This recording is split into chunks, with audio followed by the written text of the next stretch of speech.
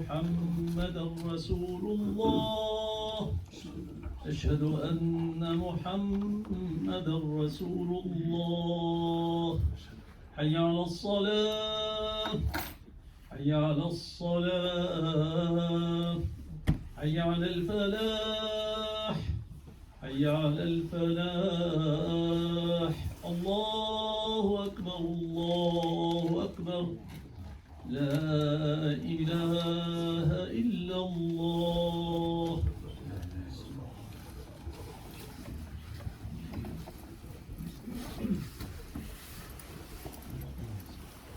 الحمد لله نحمده ونستعينه ونستهديه ونستغفره ونؤمن به ونتوكل عليه ونعوذ بالله من شرور أنفسنا ومن سيئات أعمالنا من يهده الله فهو المهتد ومن يضلل فلن تجد له وليا مرشدا ونشهد أن لا إله إلا الله وحده لا شريك له له الملك وله الحمد يحيي ويميت وهو على كل شيء قدير. يا ربي لك الحمد كما ينبغي لجلال وجهك وعظيم سلطانك. ونشهد أن محمد رسول الله قد بلغ الرسالة وأدى الأمانة ونصح الأمة فكشف الله به الغمة وتركنا على المحجة البيضاء ليلها كنهارها لا يزيغ عنها إلا هالك. وصل اللهم وبارك عليك يا رسول الله وعلى آله وأصحابه واتباعه وأزواجه ومن اتبعهم بإحسان إلى يوم الدين. أمرنا الله سبحانه وتعالى في القرآن الكريم فقال: يا أيها الذين آمنوا اتقوا الله حق تقاته ولا تموتن إلا وأنتم مسلمون. We all bear witness and testify that nothing in this world is worthy of complete submission and obedience except Allah subhanahu wa ta'ala. We bear witness and testify that Allah is one with no partners and no sons. He's the first, so there's nothing before him, and he is the last, so there's nothing after him.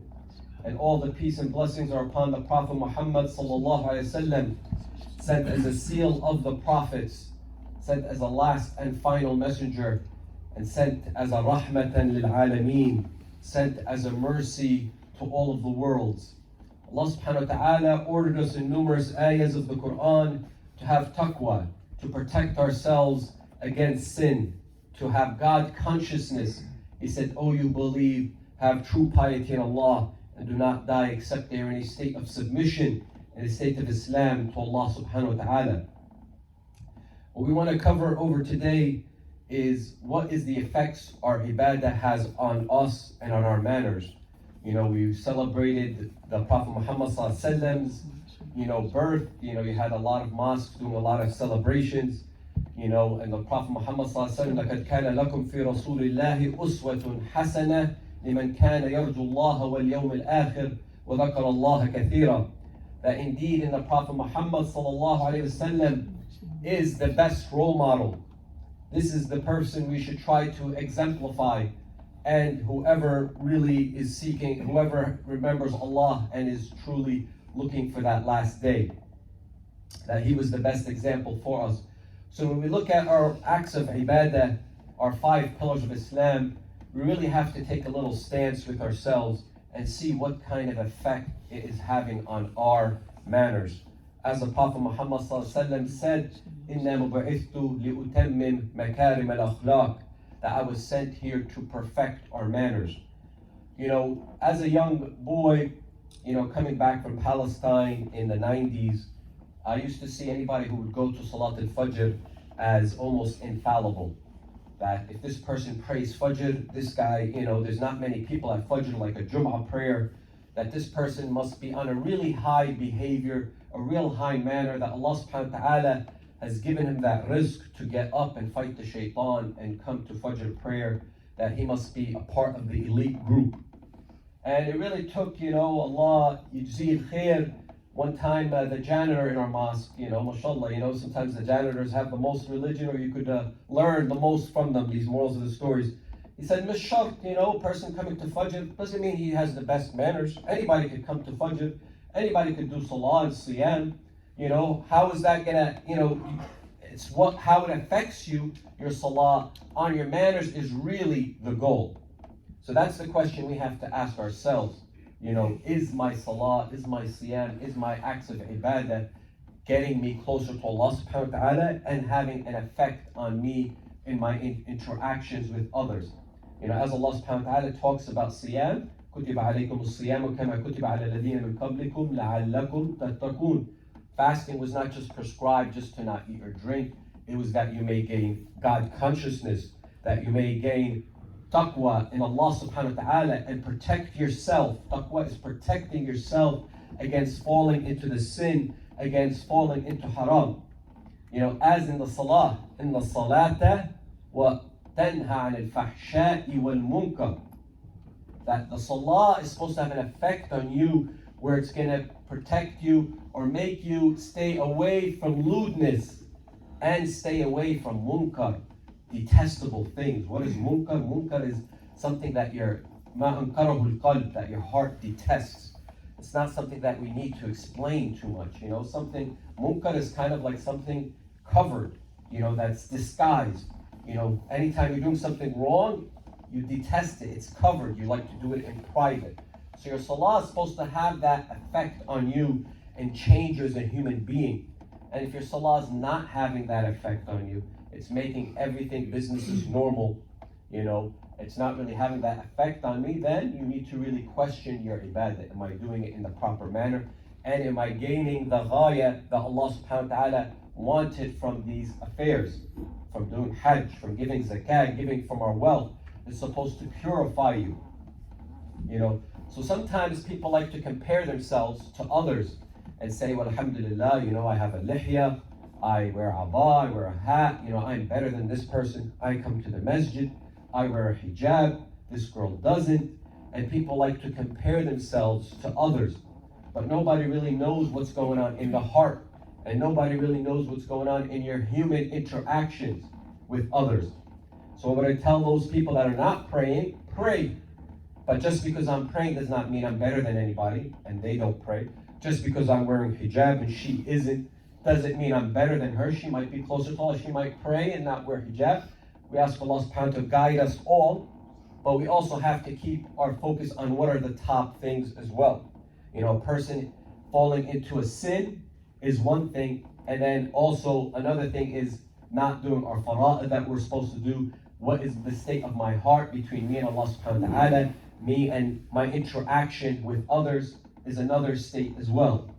So what I tell that person that is falling into taqsir in the ibadat, your iman, ma waqara fil qalb wa saddaqahu al-amal, that iman is what's in your heart, but is backed up by action. But I'll also tell that person that is doing what they think they're supposed to be doing, that they think they're doing the 5 pillars, you also want to make sure you're doing it in the proper manner, and it's having an effect on you and your creation. It's having an effect on me of how I deal with my spouse, husband, wife. How am I dealing with my children? How am I dealing with my business dealings? Am I honest in the products that I'm selling, in the services that I'm offering? If I'm on a salary or an hourly job, and my boss does not see me, but I'm being paid a salary hourly, am I doing the job that I'm supposed to be doing? Especially in a time when we had Corona, where everybody was remote, were you performing to your best of ability because you are put in an amana position and you are being paid for those hours? Are you fulfilling the obligations that you have to? Because for some people, it is just easier to fast and pray and do zakah and do hajj. It's a lot easier to do those things. For some people it's hard, right? But for some people it is easier than to be honest with my business deals, then to be friendly with other people, then to have humbleness when there's a tie of kinship, Silat al-Rahim, when there's a tie of kinship that's broken. Are you going to humble yourself to your mother, your sister, your brother, and connect that tie of kinship, Silat al-Rahim, between our family, between the spouses? Or are you going to humble yourself and go forward and apologize? For some people, that is a lot harder than getting up for Fajr in a Jumaa, to just be kind, to just have tawadu. And when we look at the story of Iblis, la'natullah alayh, what was his problem? He was the closest of people to Allah subhanahu wa ta'ala. He was the most righteous, he was the most pious. But what happened? He said, Ana khayrun min. When he was ordered to do sujood for Adam, he said, no, I'm better than him. So that arrogance got in his heart. And that's what we have to be careful, that we just because we're coming to Jumaa and we're doing our ibadat, that we think we're better than everybody else. And really it's not having an effect on your manners and your behaviors and your interaction. We don't want to fall into that same mistake and same sin and same grievous mistake that Iblis fell into, thinking that he's doing his ibadah and that he is better than everybody else. You know, Ibn Ata al-Iskandari, he said, رُبَّ مَعْصِيَةٍ أَوْرَثَتْ ذُلًّا وَانْكِسَارًا خَيْرٌ مِنْ طَاعَةٍ أَوْرَثَتْ عِزًّا وَاسْتِكْبَارًا. You know, one of our great scholars, he said, there might be a sin. I mean, he's not encouraging us to do sin here. But he said, there might be a sin that you do that gives birth to dhul wa inkisar, that you feel lowly about yourself, you feel bad about yourself, you feel broken because you committed that sin, is better than doing a ta'ah, doing an obedience, an act of obedience that gives birth to izzan wa istikbar. You think you're so valuable and so honored, and even to a level of arrogance. The way you walk and the way you act in the mosque, you think you're better than everybody else. Just because you're doing your minimum dues of the 5 pillars. So he said, no, people that commit a sin but have tawbah and come back to Allah subhanahu wa ta'ala, it gives them that state of humbleness in their heart, and it gives them that state of yearning for Allah subhanahu wa ta'ala's forgiveness, as opposed to somebody who thinks he's perfect in his ibadah. And this isn't to encourage us to do sin in any way, shape, or form, but it is to encourage us, even when we're doing these acts of ibadah, just like we're in salah, the first thing we do after we're out of salah is not saying Salaamu Alaikum to our people that are right next to us, is doing istighfar. That we hope that there was no shortcomings in this salah that we just did. That we hope that Allah subhanahu wa ta'ala accepted it. That we gave it its true dues. We had the khushu in it, and it's going to carry after salah too, with the way I interact with people. Where how can you picture just being in the hands of Allah subhanahu wa ta'ala at a Jumaa or at a salah, and the next second you're insulting, or you're bitsid fi hada after the salah, or you're having vulgar talk or waste of time talk, stuff that have really no value. You're just wasting your time talking about things that really don't really la yukaddim wa la yu'akhir, that doesn't really bring you forward or bring you behind. Just really a waste of time. So even the Prophet Muhammad ﷺ has a hadith on that too. He said that Allah subhanahu wa ta'ala is better for him to have a qawm that does istighfar for Allah subhanahu wa ta'ala, is better than a group of people that do not commit sin and don't do istighfar. That's how grievous it is. That Allah subhanahu wa ta'ala, if you're not doing istighfar, He will replace you with a tribe of people that will do sin and they will ask for istighfar. So that's why we have to be in a constant state of istighfar, constant state of tawbah to Allah subhanahu wa ta'ala. So this is why حَاسِبُوا أَنفُسَكُمْ قَبْلَ أَن تُحَاسَبُوا. We need to put ourselves into our account before we will be held into account on the day of judgment, when we all will be held into account. Did you truly reap the benefit and the reward? Did you truly reap the maqsad, the ghaya of the salah and the siyam and the hajj? Or was it just going through a shakliyat, just going through posture? Salah, am I standing correctly? You know, are my hands where they're supposed to be? Oh, somebody has their hands down. This guy doesn't know how to salli. You know, oh, this guy did the salah wrong. He led me in prayer and he doesn't know what he's doing. I'm going to redo my prayer because he forgot something. He didn't do iqamah salah and we sallied without iqamah. I'm going to go do my salah all over again. This guy doesn't know what he's doing. We get so tied up in the shakliyat, the posture, the superficial motion, and not the inside. So that's one of the things. Also, you want to do things that please Allah subhanahu wa ta'ala and not please your soul. You always go for the reward where there's the most reward, not where you most easiest for you or most pleasing to you. So, for example, if I'm in a masjid and I just prayed Fajr in a Jumaa. Can I stay after till Shuruq doing dhikr, or somebody needs some help? They need maybe a ride home. Where there's more ajr, that's where I go. And a lot of times you find the ajr التي تهم الجماعة خير من الأجر اللي تخص الشخص. The reward that's more for the group, the Jumaa, has more reward than some act of ibadah that you do that's just between you and Allah subhanahu wa ta'ala. No, something that's going to have an effect on someone else is more reward. Giving that person a ride home, there's more reward. You're helping others. As the Prophet ﷺ taught us, walking in the hajjah of your brother is better than doing i'tikaf in Masjid al-Nabi 40 days. And I'll end with this story that even there was a group of people going to Hajj al-Nafila. They did the Hajj already in Faridah, and they're doing their second Hajj, which is Sunnah. In Islam, you only have one Hajj that's mandatory, man istata'a ilayhi sabila, whoever has the means. And on their way to that Hajj trip, they saw a lady, a girl, looking through the garbage, and she found meita, she found dead animals, and she got happy that now they have something to cook.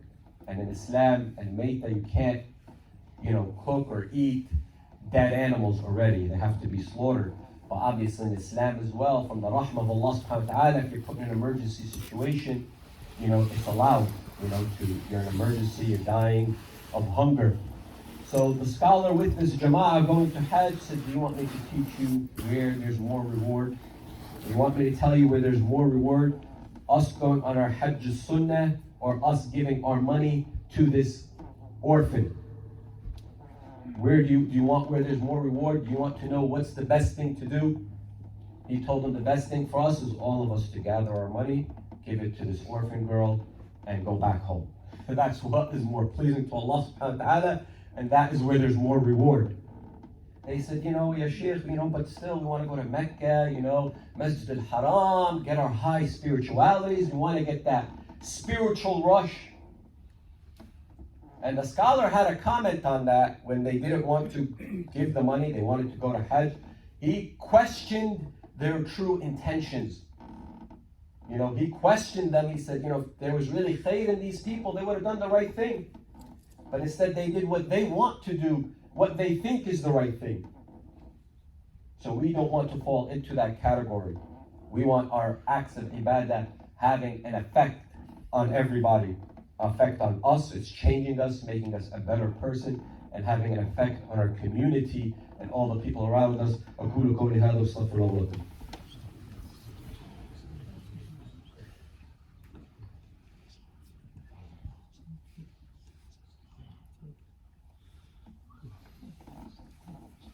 Bismillah wa salatu wa salam ala Rasulillah.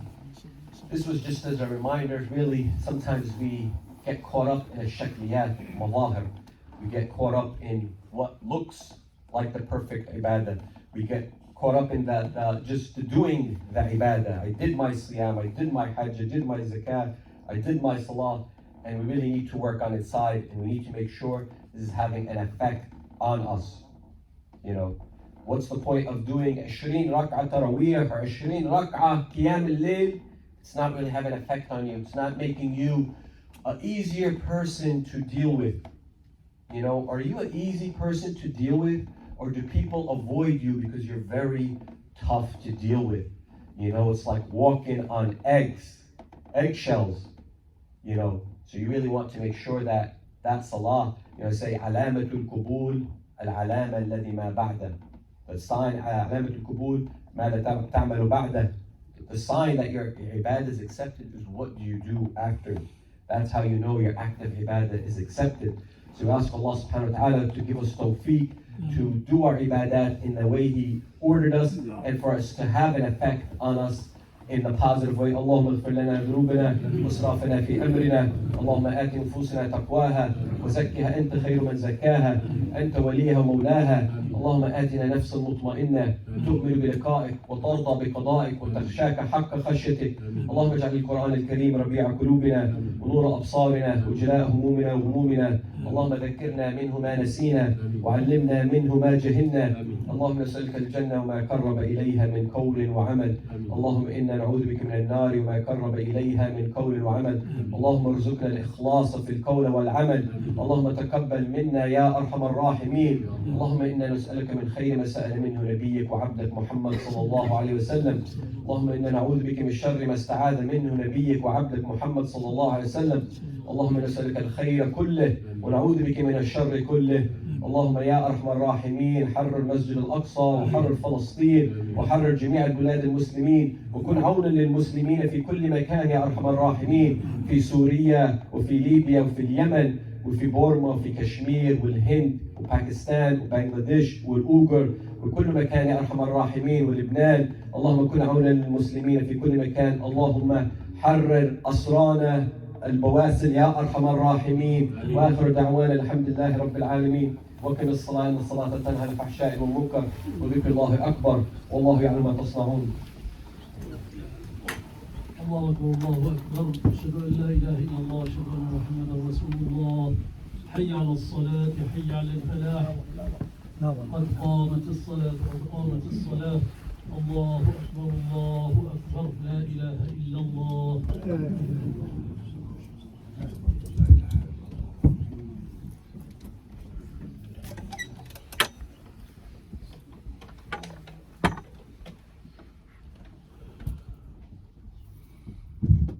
استووا مستقيما يرحمكم الله. صلوا صلاة مودع. Praise for your last salah. الله أكبر.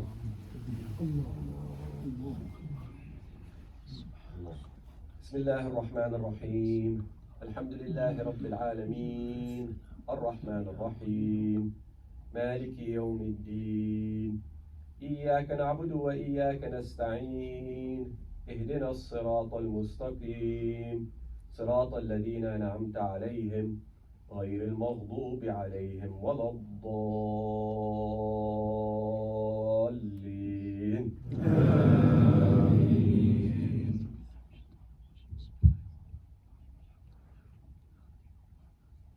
يسألونك عن الساعة أيان مرساها فيما أنت من ذكراها إلى ربك منتهاها إنما أنت منذر من يخشاها كأنهم يوم يرونها لم يلبثوا إلا عشية أو ضحاها.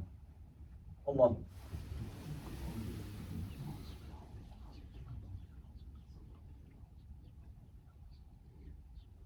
سمع الله لمن حمده. الله أكبر.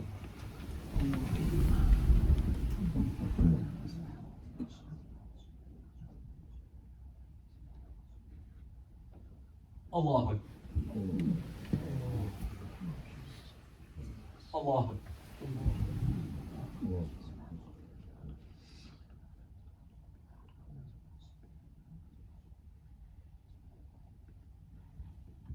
الله أكبر. بسم الله الرحمن الرحيم الحمد لله رب العالمين الرحمن الرحيم مالك يوم الدين إياك نعبد وإياك نستعين اهدنا الصراط المستقيم صراط الذين أنعمت عليهم غير المغضوب عليهم ولا الضالين.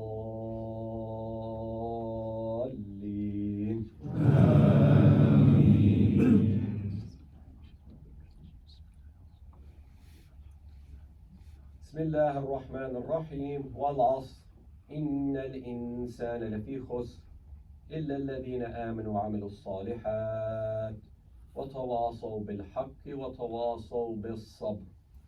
الله.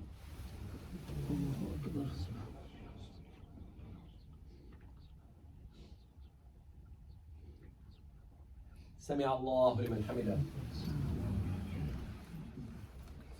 الله أكبر.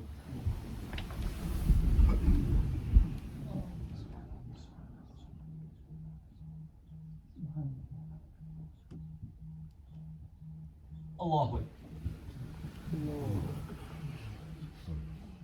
الله أكبر.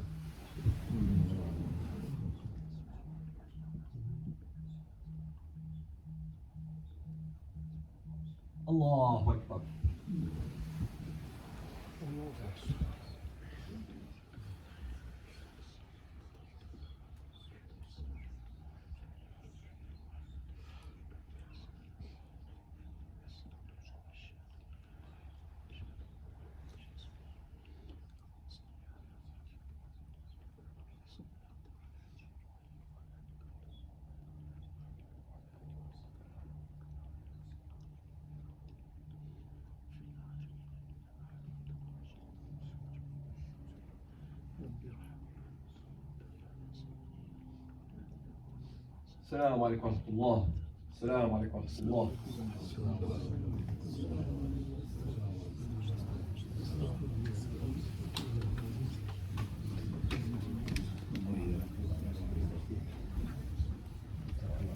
السلام عليكم.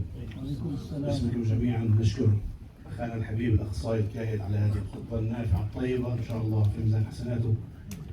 بس التذكرة، أولا مدرسة الويكند العربي والقرآن الحمد لله يعني مفتوحة لمن يحب أن يسجل أولاده. الجيم متاح للإخوة اللي بيحبوا يرتبوا مع الإدارة في متى يحضروا، يعني في الأسفل في عندنا جيم. في دائما أحد الإخوة بيجيب لنا خبز يوم الجمعة، فجزاه الله خير اللي بيحب ياخذ الخبز من الأسفل. طبعا احنا مش عارفين من الاخ، بس نطلب منه يخفف علينا الخبز شوي. جزاه الله خير، في ميزان حسنات ان شاء الله. في برضه الحلوى والقهوه تحت، فان شاء الله يعني انا بس اتعلم شويه we have lectures in English. For those that like to follow the masjid, just go to YouTube, the Crescent Center. You will have the Khotbah, and you will have Khawatir as well. If you like any Khotbah, feel free to share it. That's the idea. It's all about knowledge. It's not about subscribing. It's all about, inshallah, somebody in person benefiting from this. اشوف على والله ما هي حياه. اعطيهم خبز. احنا عايشين جلاد، عايشين حياه كريمه، واحنا عايشين حياه لئيمه. الحمد لله. الله يخليك. الله يبارك فيك، حياك الله.